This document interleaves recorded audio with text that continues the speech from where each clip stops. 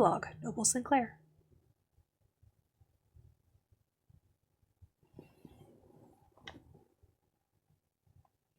One year later.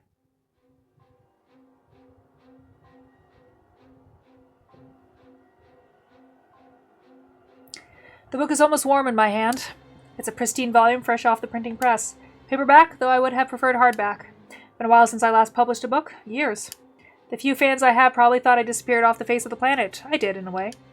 Not my fault. Death is death. Noble Sinclair died in a fire inside his family home. That was a long time ago. Even though my name burned to ash, my body survived. Had to pick up a new name after that. Can't wander this planet without one.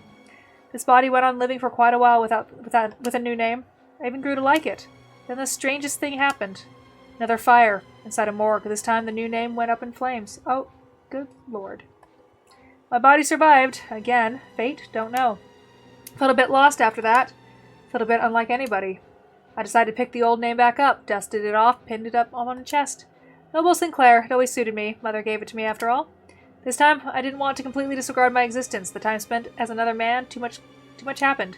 I've got too much to tell, too many tales to keep to myself, so this new book tells this entire story from story to end.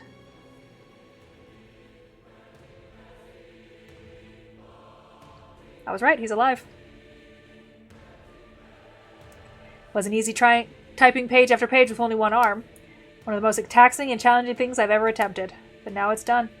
Soon this new volume will hit store shelves across the country. The world would know everything. I used pseudonyms throughout the book to protect the identities of the guilty. Didn't print Noriko Kurosawa's real name even once. Didn't identify Junpei Matsumoto or Aoi Sato. Didn't call it Tomoe Watanabe or even that wannabe detective that always chases me, Shinya Fujikawa. And most importantly, I didn't print my previous name. Not that name, anyway. I confessed a lot of things within this text. I even confessed my involvement with the Human Removal Service. Getting caught up in the organization's web of death wasn't something I ever intended to do. It wasn't something Kajiro ever would have done. But it was necessary in order to finish this latest book. Noble Sinclair rose through the ranks of the Shadow Society within mere weeks. Chalk it up to his or my macabre experiences. Couldn't have done it without the connections I formed as Kajiro. Couldn't have done any of this without him. I'm at the top of the ladder now, so to speak. Got a bunch of killers on my payroll. Even the dog Junpei is on my leash now. Don't know where I'll go from here. Original plan was to shut the Human Removal Service down, delete its existence as a final act of love for Noriko. But the power is nice, the power is intoxicating. Again, Kojiro wouldn't have toyed around with something like this. I'm not Kojiro. I look over the book in my hand once more. It's heavy, full of words that carry more weight than they should. Whether people believe the content of this book is out of my control. Those with a keen intellect will surely be able to piece the truth together. Maybe I scan the cover and read over the large embossed letters. Corpse Factory, a novel by Noble Sinclair. I've never been more proud of my work.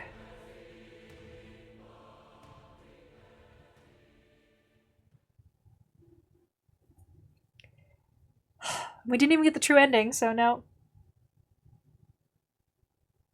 I'm going to figure out how, and then we're just going to, swing right through it. Howie, please.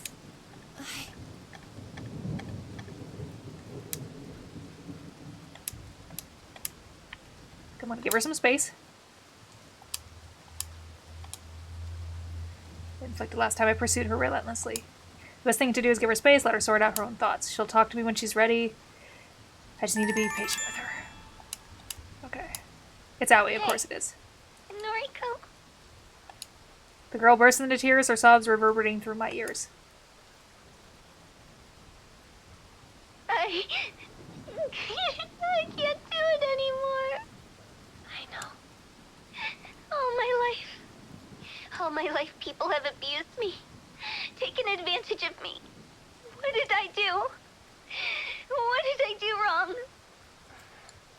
You never did anything wrong, Aoi. I can't explain other people's behavior. And I can't truly understand what you've been through. Sorry.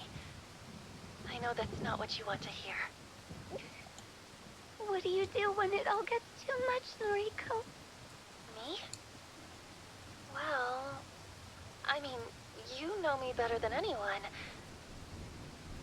When it all gets too much,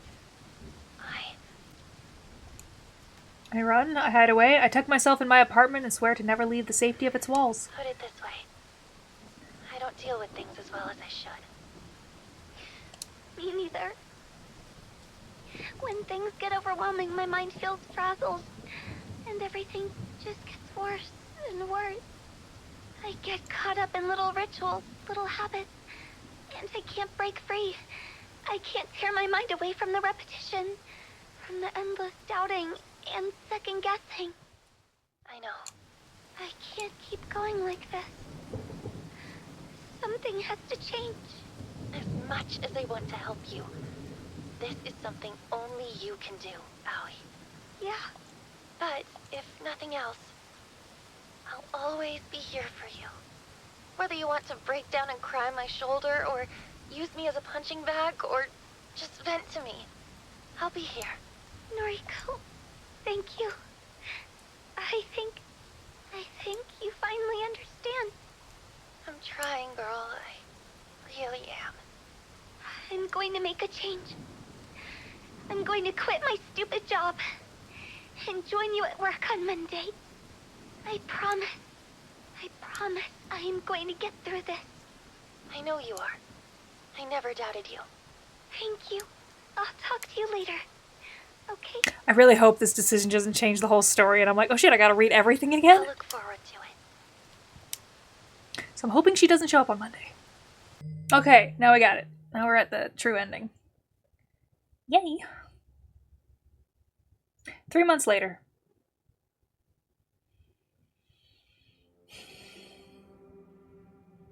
Sometimes on dark and overcast days, I can feel the cold bite of steel inside my gut.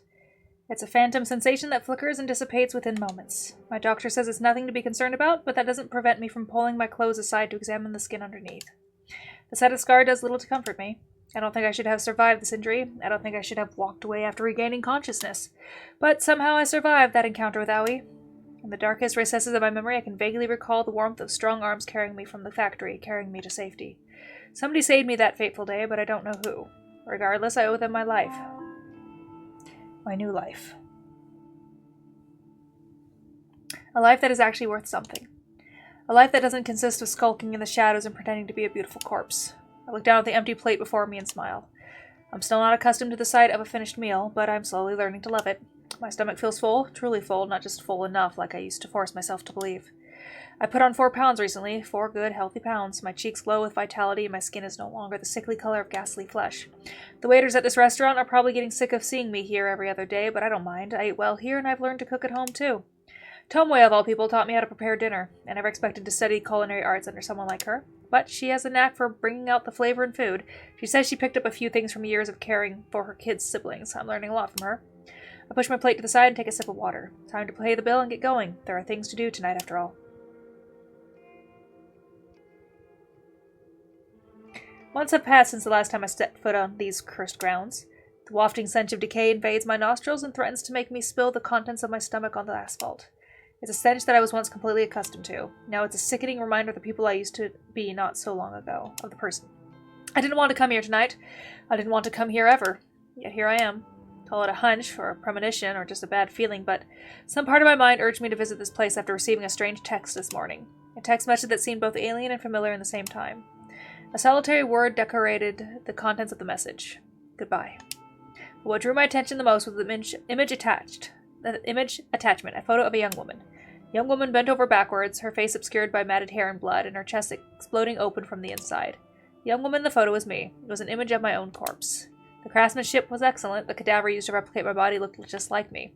My first assumption was that the Human Removal Service sent this photo to me, but upon a moment of deliberation, that didn't seem to be the case. The Human Removal Service activity has declined rapidly as of late. The number of murders, or suicides, depending on how you look at it, across Tokyo have decelerated so quickly that it's almost as if the Human Removal Service never existed at all. Besides, the organization had a particular trademark when sending out doctored corpse photos. They would include instructions with the message, instructions for the victims to follow, and usually involving the murder of another victim. The message I received simply said goodbye.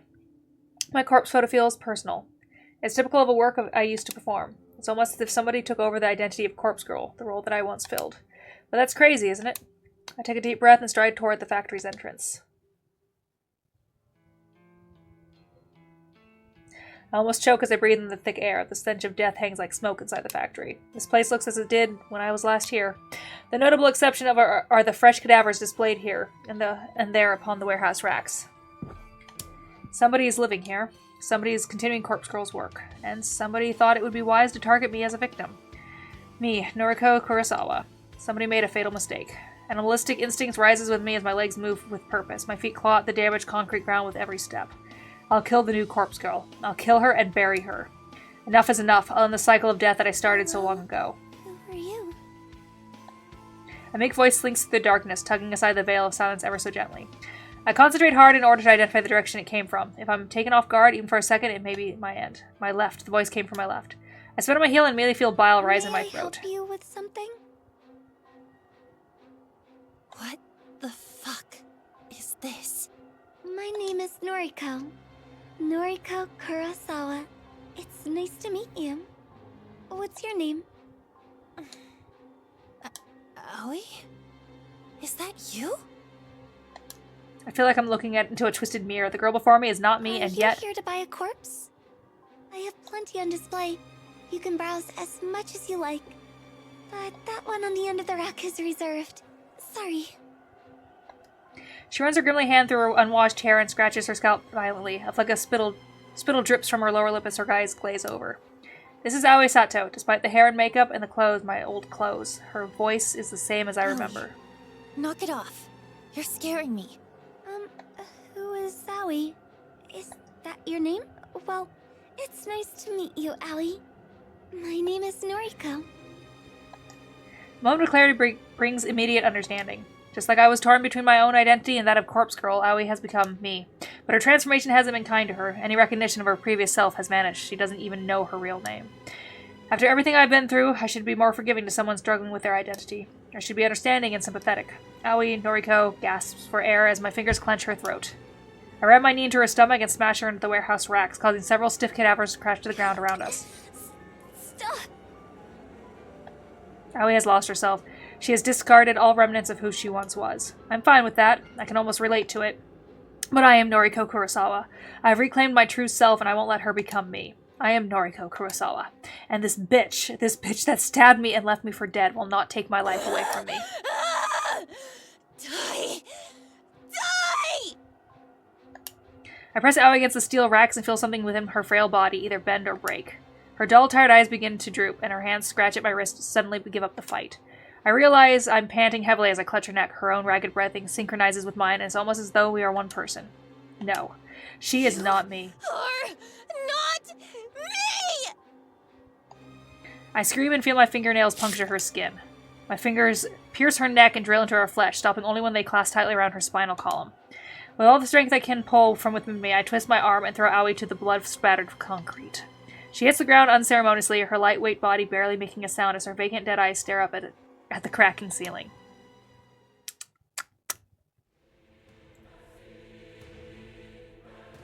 I guess you'll both be buried there. I never imagined I'd have to dig up this grave for a second time. When I buried Corpse Girl in the gardens below our former apartment, I didn't predict I'd have to see her again so soon. But here she is, still rotten and miserable. I thought her burial was going to be the end of it all, a symbolic gesture to help me leave behind the person I had become. It was a way to reclaim my former self and bury the past. Corpse Girl doesn't say anything when she sees me lift the dirt from her resting place. She doesn't give any indication that she even notices my presence. Fine, be that way. I couldn't care less. I've got a friend for you. Someone to keep you company.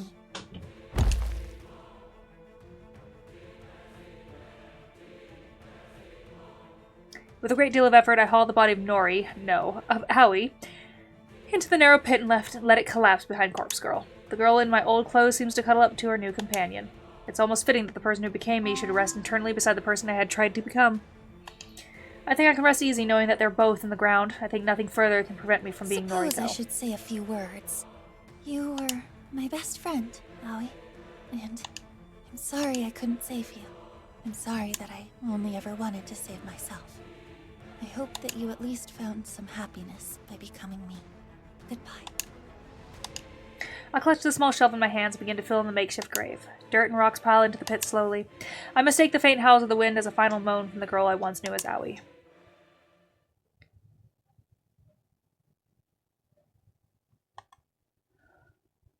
Well, there's two other endings it says we can look at in the actual thing, so let's see what we do here. I did those, so I didn't. Oh, I guess I could have just done this.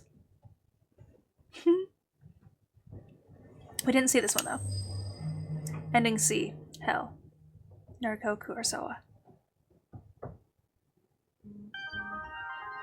3 months later.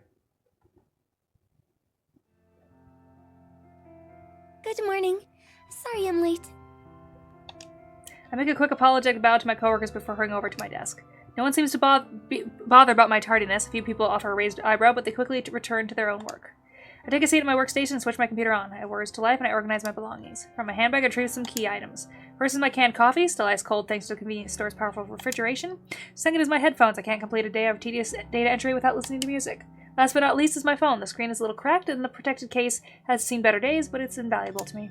Something feels slightly off as I look at the screen. There's a nagging feeling in my mind, some small voice telling me that this isn't my phone, but I know it's mine. The familiar red case, the spiderweb fractures inching across the glass. I know it's my phone, no doubt about it. Pushing the strange thoughts from my mind, I turn my attention to my computer. It doesn't take long to read over the day's list of tasks. I'll be continuing what I started yesterday. Easy. I'm startled by the sudden vocalization of my name. I don't know why people call me by my name every day.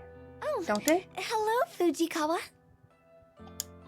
Senior Fujikawa is standing at my desk, scratching his cheek awkwardly. I get the feeling he wants to approach a topic of conversation that makes him nervous. I wanted to apologize. I haven't been present in the office of late. Was there anything you needed to discuss with me during my absence? I think about the question. Shinny and I don't really need to talk on a day-to-day basis. His work is fairly unrelated to mine. I'm just a data entry temp after all. But we do have a history together, I suppose. We went to school together after all. We were never exactly friends. Actually, I always kind of had the feeling he had a crush on me, but he's not really the type of guy to make a confession. Aoi always used to joke about how he and I would make a cute couple, but I could never see it. He was and still is far too dull for my tastes. Aoi. Why does that name sound so distant? I try to put a face to the name, but my mind draws a blank. She was my best friend, and yet... Oh, sorry. I get lost in my own head sometimes. Yes, I see. Well, if there's nothing you need, then I'll be on my way. Okay, then. Say, your old friend, Aoi Sato? Have you heard from her lately? No. Actually, I feel like something must have happened to her. We haven't spoken in... God knows how long. Is that so? That's too bad. I find it odd that he leaves the conversation with those last words. He simply walks away from my desk. My phone cries out. The unfamiliar ringtone, one that I never selected, splits my head wide open and prompts my brain to spill out between the cracks in my skull. I squeeze the sludgy gray matter back into my head and blink a few times, then realize that my brain is not actually leaking, just a trick of the light. I struggle to maintain eye contact with the screen. The caller ID flashes across the device, identifying the caller as Noriko. Me, my own name, myself. Noriko is calling me. I'm calling myself? A dull light still throbs within my head as though it's been recently emptied. I answer the call. Hello? I hear a sharp inhalation of breath and then the call cuts out. It takes a few seconds for me to realize I'm crying. Shinya is at my side, his arm around my shoulder, and within seconds, the rest of my coworkers are staring down at me. I'm on the floor, my face nestled within the plush office carpets, but I don't know how I got here. I'm supposed to be stoic, unflinching. It's my ideology, my entire identity. So much for stoic, unflinching Noriko. Remember stoic, unflinching Noriko? Maybe if I just close my eyes, I can make everything return to normal and start this day over again. Oh, it's still going. The stairs upward felt particularly difficult to climb today. It was a rather strange day at the office, but I know that returning home to my family will make me feel better. Shinya took me to the train station and waited until I boarded my train. It was really sweet of him. I don't fully recall the things that he said to me. He might have mentioned something about not needing to return to the office anymore. Maybe all my work there is completed? My head is still a bit fuzzy, but I'll sift through the details after a hot shower later tonight. Since the sun is beginning to go down, I think the others should be home by now. Yuriko is probably relaxing on the sofa, and Mother should be definitely here, since she doesn't leave the apartment these days. I unlock the door of the apartment and wander inside. She doesn't have a family, bitch. Oh, God! I'm home. Okay. Stepping through the open doors is always a comforting feeling. It's good to return after a long day at work. There you are. Good evening, big sis. Good evening, Mom. Yuriko offers me a warm smile. She's changed a lot recently. Her foul, rebellious attitude disappeared when she moved in. Maybe she simply wanted our family to be reunited again. Maybe her delinquency was all just an act, a way of trying to deny what she really wanted, simply return home. Mother, on the other hand, doesn't really regard my entrance, but that's nothing to be concerned about. She's always distant Shall and we aloof. order in tonight? I'm thinking some pizza would be delicious. Yuriko nods. The act causes a small clump of her hair to detach and flutter to the floor. I'm looking forward to a quiet night in with my family and some pizza. I never had the opportunity to enjoy these moments when I was growing up. In those days, I was simply grateful for the nights I could go to bed without a new bruise or gash to cover up. My mother used to kick me and slap me, but hang on. I look at her now, slumped on the couch, completely lost in her own world. That's not the mother that used to abuse me. That's not the mother that was married to my father. And Yuriko never used to stand up for me. But that's because Yuriko was never there when I was growing up. Where was she? I shut my eyes and try to sift through the confusing fragments of memories swirling within my mind. She's not my mother. This woman before me. She's Noriko's mother. That's it. That's how I know her. Wait. Of course she's my mother. I'm Noriko, duh. How could I forget something so simple? Yuriko was there when I was growing up. The reason she never stood up for me is because no one ever abused me.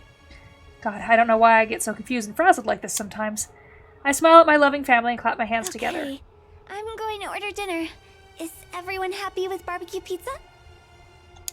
Yuriko nods and Mother lets out a quiet snore of approval. I whip my phone out to eye level and open the food delivery app. I notice that my battery only has 8% left. I should charge it before it dies on me. I keep a charge here in the living room, so it only takes me a second to waltz over to the wall socket. As I lean down to grab the charger, I see that another phone is already plugged in. Another phone?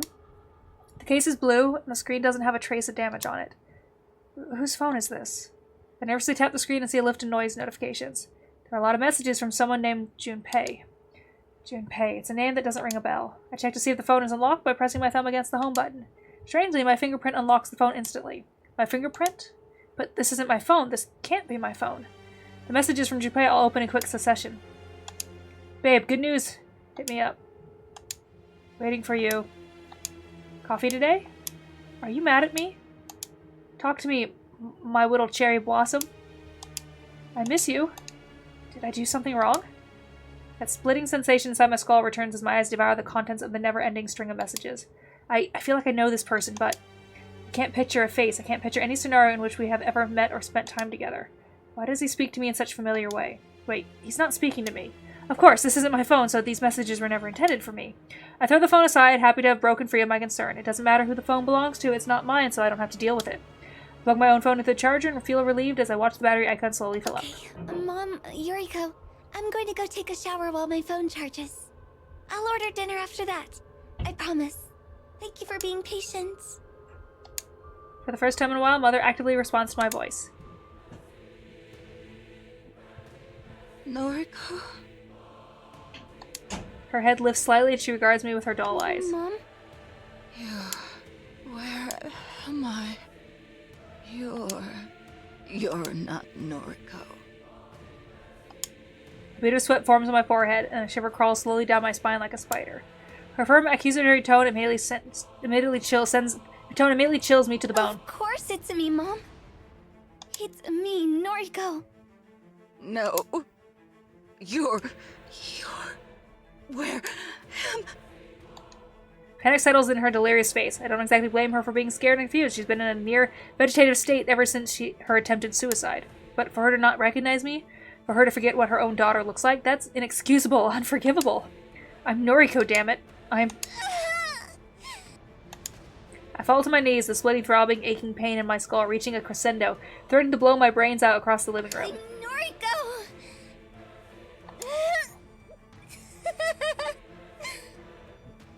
Noriko Kurosawa! Look at me, Mom. Look at me. Mother's eyes widen and she looks like she's going to vomit. She turns to see Yuriko, white and ghastly in the seat next to her, and a tear forms in her eye. What have you done? What is this? Just shut up! Just shut up and be a part of my perfect family! Look at us! All three of us! We're the Kurosawa family, and we're finally back together! We're happy, right?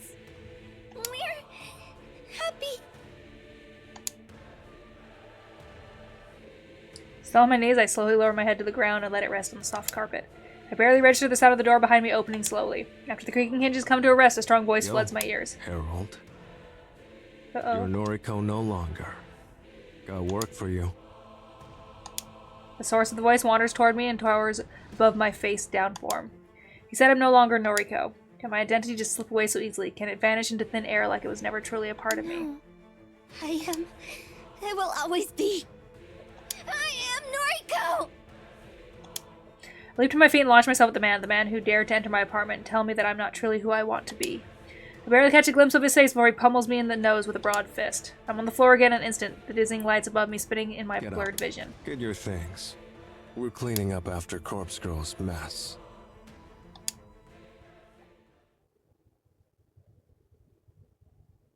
Okay. And then there's one other one. Okay, well, maybe we have seen the bonus ending then. Yeah, we've seen it. Okay, it's just Tomoe. Okay, well. That was fun. I liked it a lot. A lot of twists and turns, a lot of good things that I enjoy in a game. Which is nice after a number of kind of semi-disappointing games. Not all disappointing. I did like some of the bridge curves and all that, but yeah, I really liked it. I was able to guess a number of things that were going to happen. The only thing I really didn't guess was that he was going to be Noble Sinclair. That was not part of my... I knew he'd be alive, but I did not think he'd be Noble Sinclair. Yeah. But I was right about Aoi for a long time. And Tomoe got her happy ending, so yay, and Shinya's happy, so I'm happy. I'm gonna go eat some food though, because I'm really hungry. So thanks for watching or listening to me play Corpse Factory.